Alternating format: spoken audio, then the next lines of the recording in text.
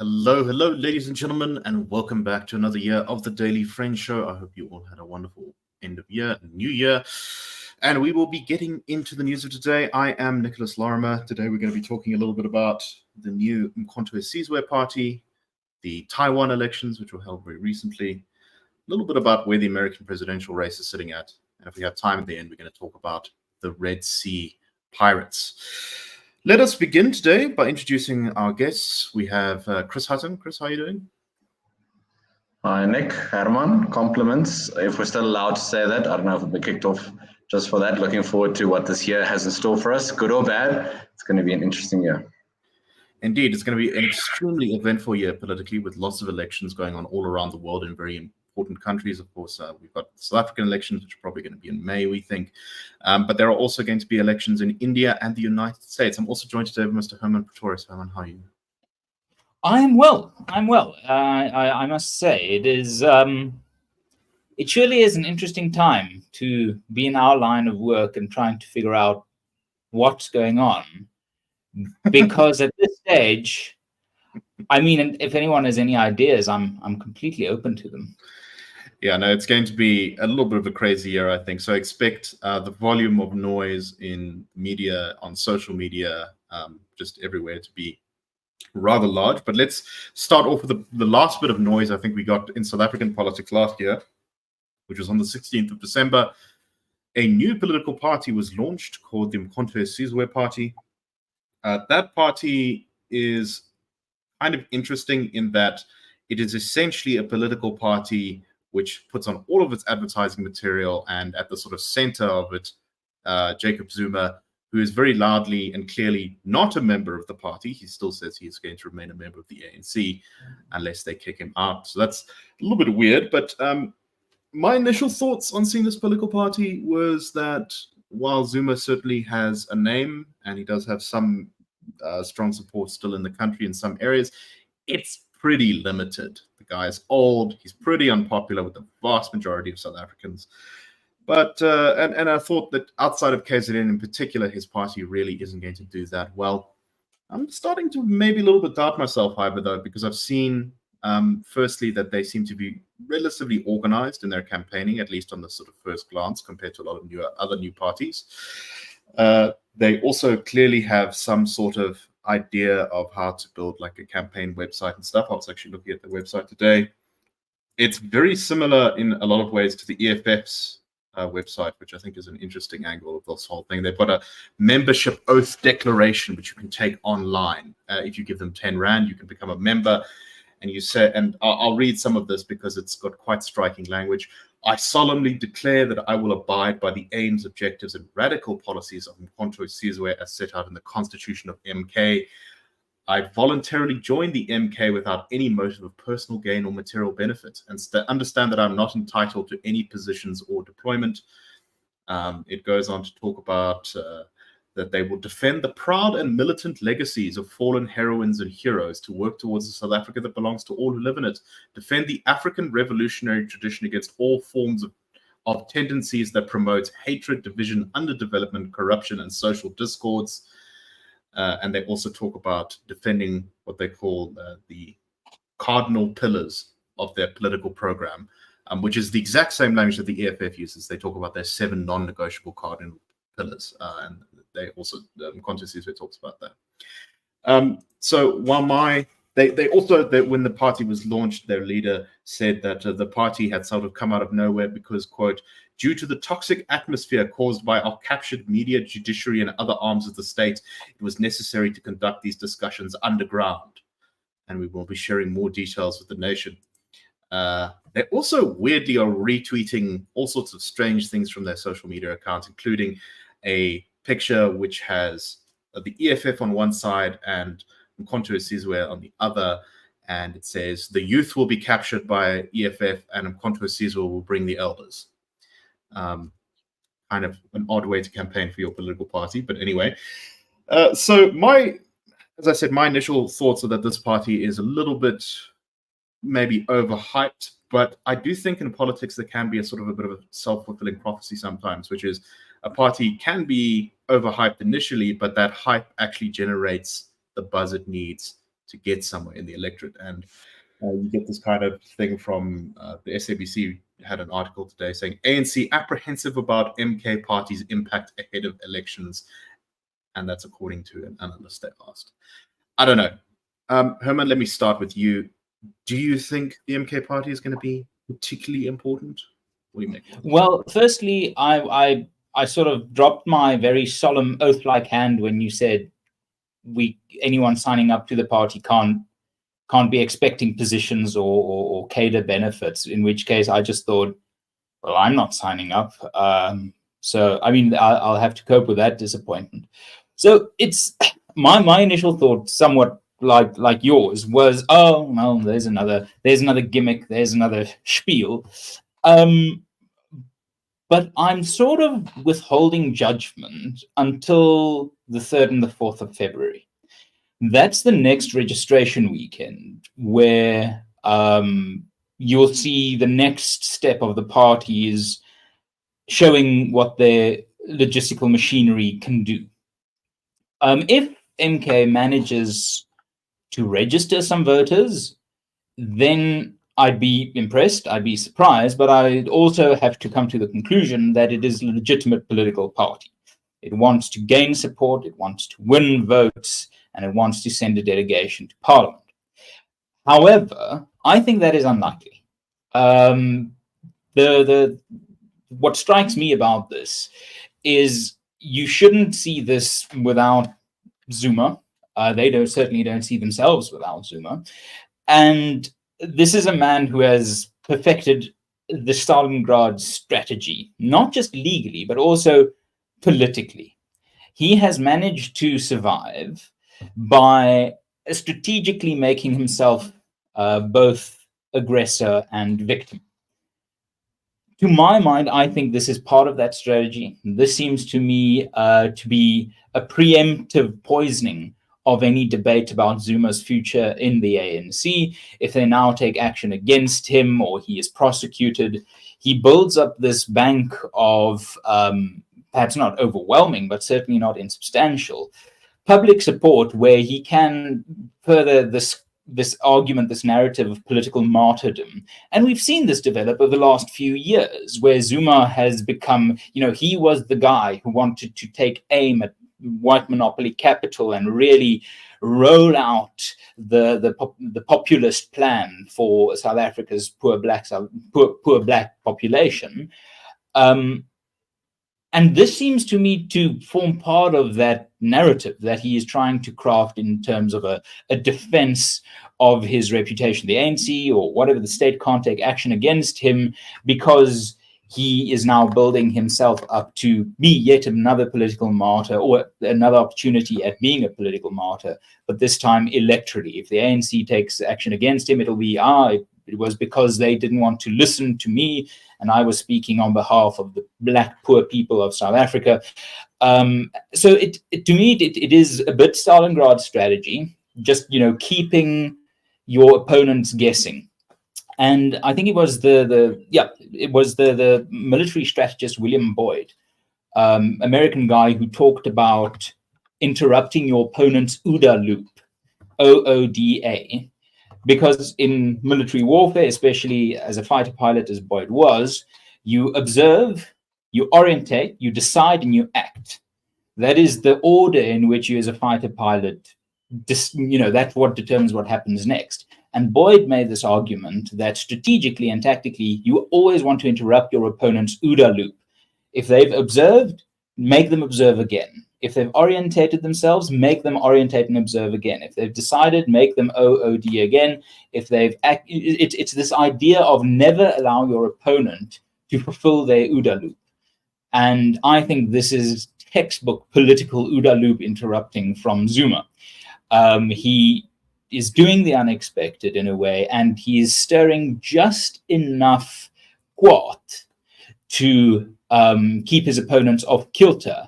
And let's be completely honest, Cyril Ramaphosa has never been a great political strategist. He isn't surrounded by great political strategists. And Zuma, I think, is quite impressive as a strategist, if nothing else. So this does seem to me opportunist, ruthless, slightly brilliant, pseudo-political, pseudo-legal, just to keep the Zuma train chugging along and making sure he is defended by being as offensive as possible. So, Chris, one of the things I think that's quite interesting about this party, and I think Hermann is right that we are actually going to have to see some evidence of whether they can, rather than just because we'll say that most of their campaign events so far have been motorcades, which are very noisy and visible, not really like that impactful at the end of the day. They are competing very similarly for the same space as the EFF, and there's obviously been a lot of friendship sort of building between those two parties.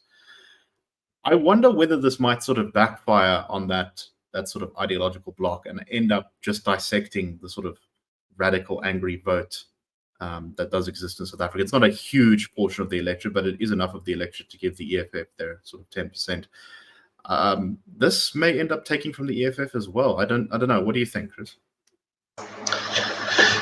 If the charter said, I solemnly swear I'm up to no good, then I would probably also register, just putting it out there if any of those party managers want to get my vote.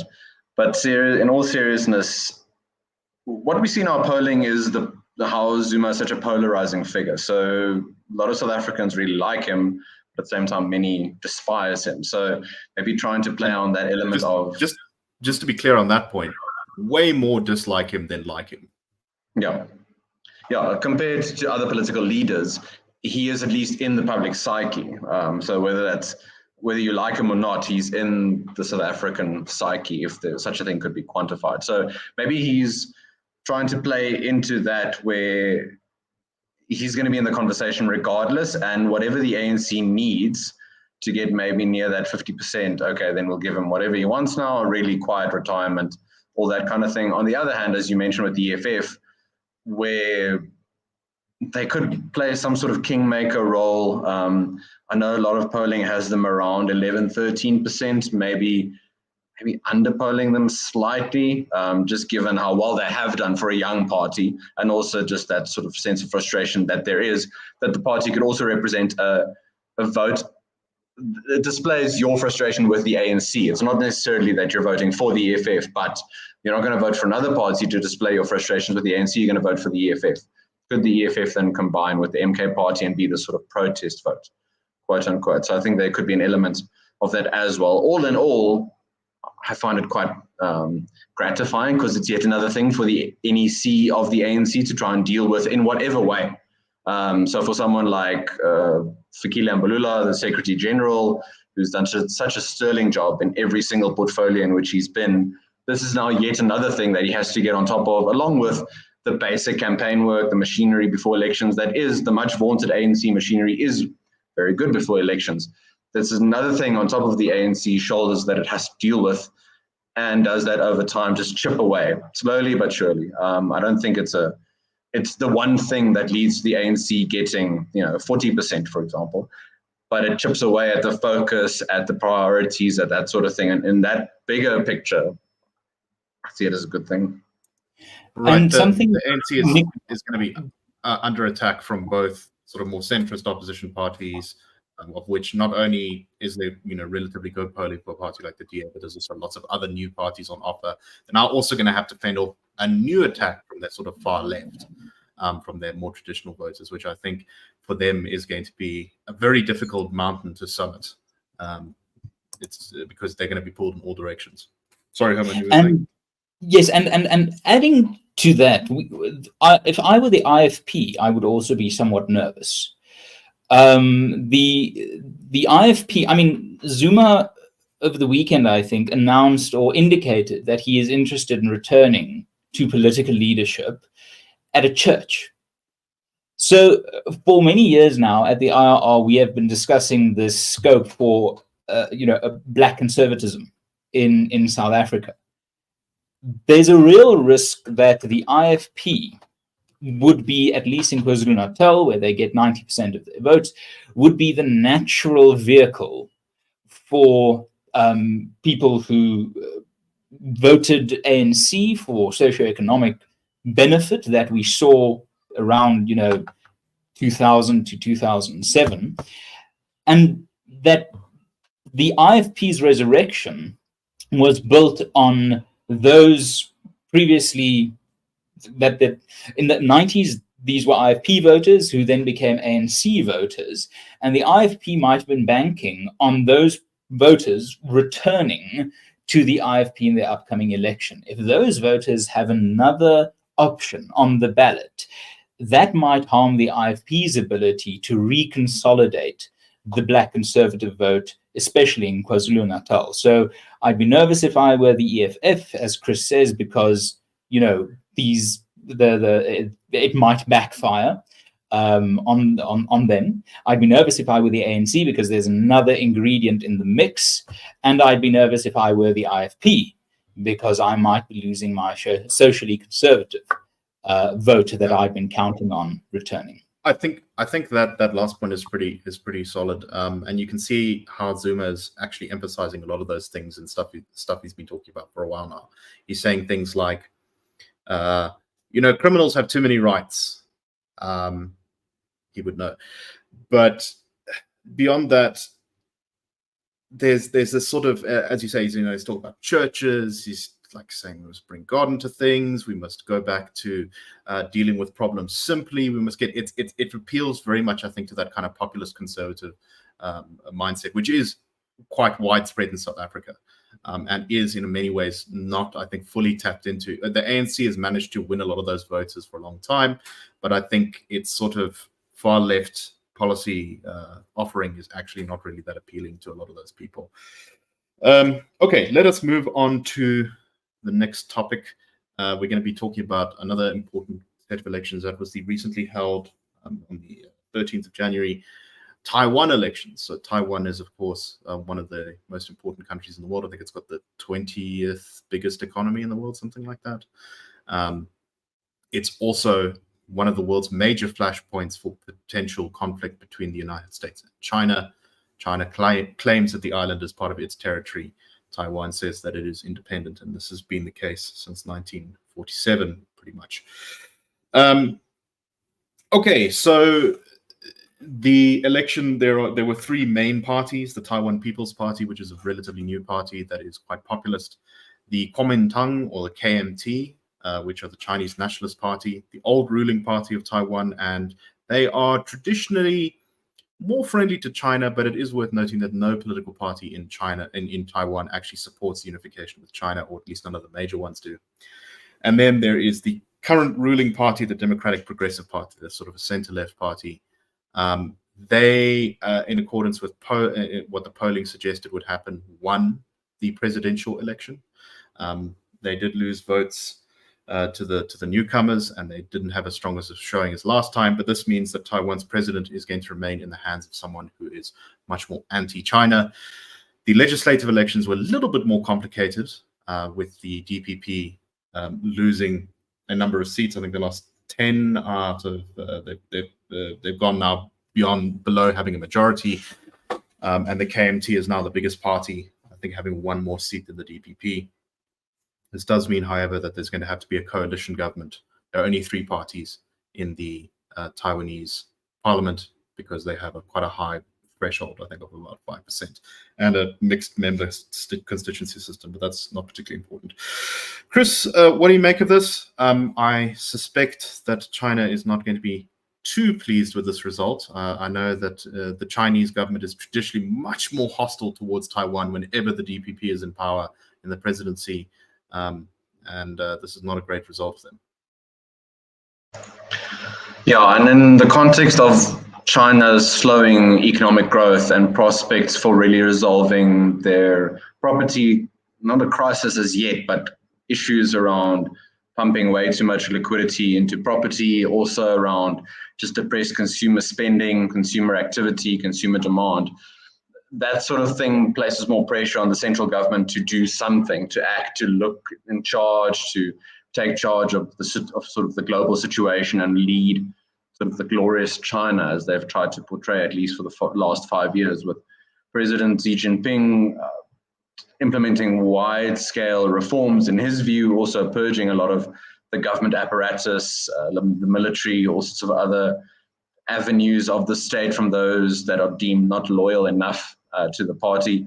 All of that kind of thing contributes to maybe unrest, uncertainty, and I think heightens the possibility of at least clearer conflict between China and Taiwan. Maybe China wouldn't want to prompt it themselves, maybe through the form of a naval blockade, that kind of pressure, that kind of thing, instead of trying to invade directly. So I don't want to say I foresee a ramping up of tensions based on this election result, but given the result, Taiwan will continue, I think, with this relatively prickly stance that they have maintained. So not just kowtowing, also not necessarily exclusively moving closer to the West, but building up their own capacities where they could resist and make invasion as difficult as possible, where you make it as difficult as possible for your bigger neighbor to swallow you as your resources will allow, as is the case with Ukraine, how they have managed. And the longer that conflict drags on, the less I think China's appetite for a direct invasion of Taiwan. So apologies, my camera has just gone out, but I'm still here. So Hermann, just your kind of thoughts on this. It does seem one of the kind of interesting things about Taiwan is the fact that the center-right party, the KMT, is more friendly towards China, and the center-left party is more hostile to them, which is actually a reversal of how it is in most countries in the world. But I think this also, to a certain degree, demonstrates the limits of China's ability to really kind of influence Taiwan. The fact that even though the DPP has definitely made mistakes, I think that are reflected in their diminished vote share, they were still able to win this election because I think probably at the end of the day, a lot of Taiwanese people didn't want to succumb to bullying from China. What do you make of all this? My understanding of Taiwanese politics, I won't sort of put up as world beating, but what does interest me is the fact that the executive military command lies with the president.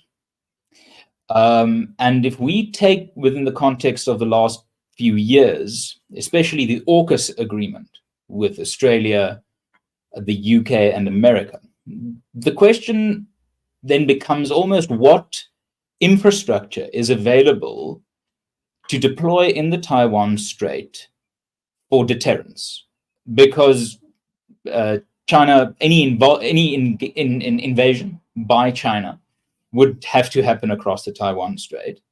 It will have to be amphibious. So the question then becomes, if the military resources are there to make such a crossing difficult, whatever other policies there might be with the legislature in command of a more pro-China party, it becomes a question of whether foreign relations can be managed in such a way to secure the resources to weaponize or defend the Taiwan Strait, and also whether the military is under the command of someone who wants to ensure the strait is infrastructured in such a way to be a deterrent. So the finer politics of trade, I don't think matters so much here in terms of what the legislature might decide.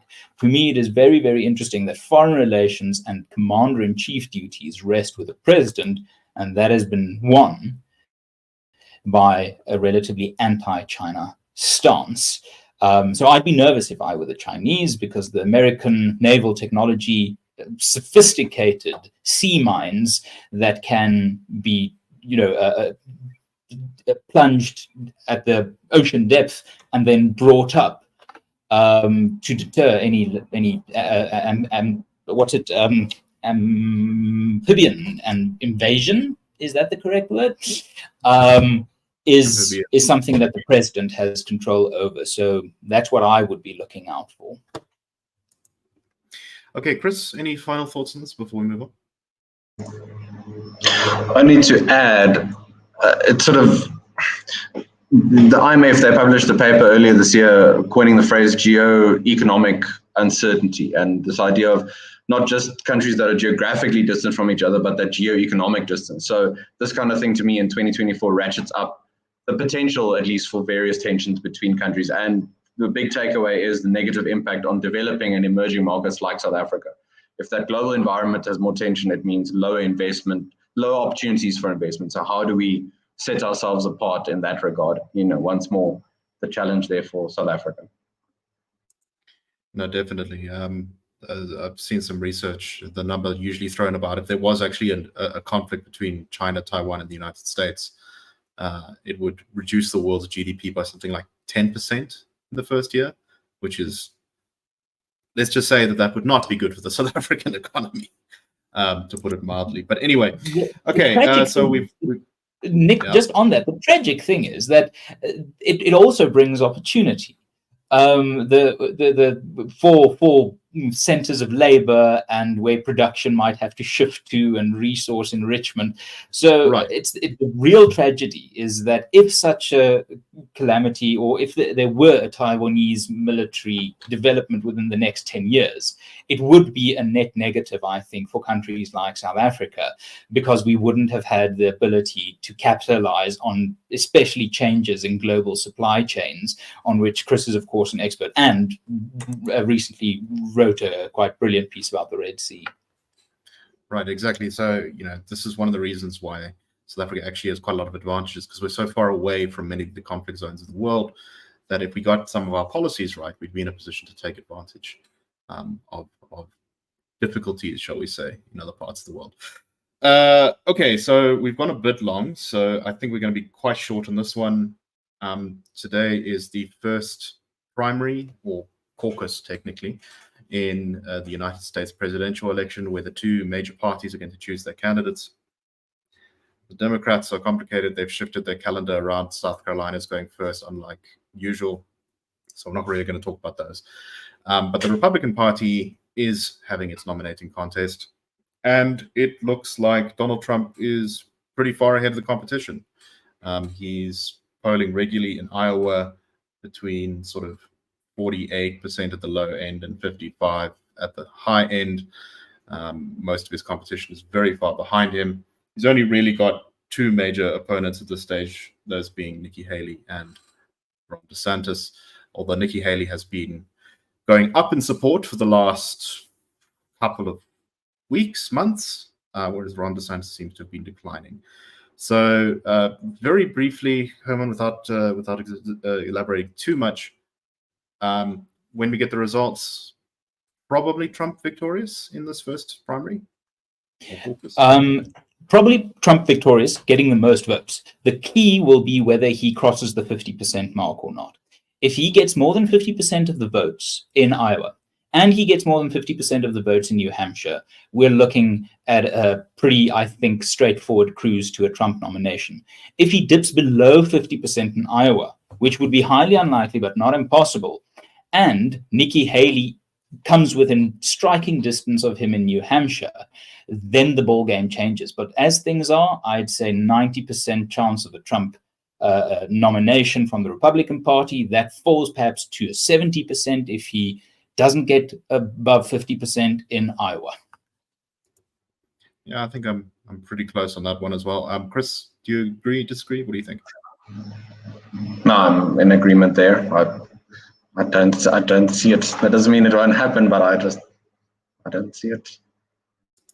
Yeah, no, I think the non-Trump candidates have a very tough battle to fight at this point. Okay, so that's Iowa caucuses. Obviously, we'll get the results of that. I'm not sure if they'll be fully out by tomorrow, but we'll at least have a sense of how things are going tomorrow. So for our last topic today, we're just going to talk very briefly about the trouble in the Red Sea. So the Red Sea is that little bit of sea between Africa and the Arabian Peninsula. And at the very tip, sort of where that joins into the Indian Ocean, there's the country called Yemen. And Yemen has been in a civil war for many years now. One faction in that civil war is a group who call themselves Ansar Allah, but they are generally referred to by the media as the Houthis. And the Houthis have been attacking shipping from a number of countries going through that Red Sea Channel. That Red Sea Channel is extremely important. It's one of the biggest, if not the most important shipping lanes in the world. And the Houthis say they have been doing this to punish Israel and its allies for their military actions in Gaza. The United States and the UK responded to this after a couple of weeks of the Houthis doing this with some major aerial attacks. In the space of one night, they carried out about 100 strikes, which seem to have done significant but not crippling damage to the Houthi forces. And so it remains to be seen where this struggle is going to go. Chris, what do you make of all this? So if you add to this the lower movement of ships through the Panama Canal because of drought, and also then potential conflict between Ethiopia and Somalia around issues in Somaliland around the Horn of Africa, you've got more disruptions to global trade than just the Suez Canal, which accounts for about 12% of global container traffic. It's interesting that most of the attacks have been directed on container ships, and oil and gas ships have been largely left alone. What that tells you about the Houthis being backed by Iran, you can reach your own conclusions around global oil supply. But overall, we see, as we thought after COVID, government lockdowns, supply chain complexity and issues coming down, we've got a spike now again. It's not nearly to the levels that it was in 2020. But if it sustains, we've again got higher costs. South Africa, that is so exposed to imported inflation with things like the oil price potentially going up, that sort of thing, then we've got those issues to deal with. And where we hoped the Reserve Bank was going to start cutting rates this year, this puts a little bit of a pause on that idea. So that's sort of the implications for South Africa. It's a bit of a negative point against the US. Not just the US, but their sort of naval task force that they've tried to put together to get a handle on this, that it's been almost a month now where they haven't satisfactorily dealt with the issue, maybe not wanting to lead to direct conflict with Iran. But we haven't yet seen the countries alongside the US deal with this issue, including Saudi Arabia and the UAE, who ostensibly talk about wanting stability for economic growth and investment in the Middle East, but then don't put the money where the mouth is in terms of military hardware and treasure. So what has been quite interesting is while the strikes were only carried out, I believe, by the US and UK with a little bit of help from Bahrain, which is an ally of Saudi. So maybe that's about as far as the Saudis are willing to go. The sort of defending of ships from boarding by the Houthis and also anti-ship missile operations have been joined by a larger number of countries, including, I believe, India. So this is another sign that India is growing a little bit closer, I think, to Western countries, and that it was getting involved here, defending some shipping, container ships from being boarded. But Hermann, just on that point we made in the last one, this trouble in the Red Sea has directed a lot of container ships that want to go to Europe or America from Asia round South Africa, round the Cape of Good Hope. And yet our ports are a mess, and so we really haven't been able to take much advantage of it. Yeah, over December, I sort of kept an eye on the horizon to see the shipping go past. In the past, where you would see ships go and you would be able to track their point of origin and destination and find some South African touch point of port activity there, either Durban or Port Elizabeth or Cape Town, that has decreased significantly. So I would urge anyone who's interested in this to go and read Chris's most recent piece on this, about how our inability to manage our ports sufficiently will cost us economic opportunity, and how economic opportunity can flow from global crises if we get our own house in order. Definitely. Okay, I think that's all the time we have for today. So thank you very much for listening. We hope that you found the show interesting, and we will be back tomorrow with the Daily Friend wrap. Cheers, everyone.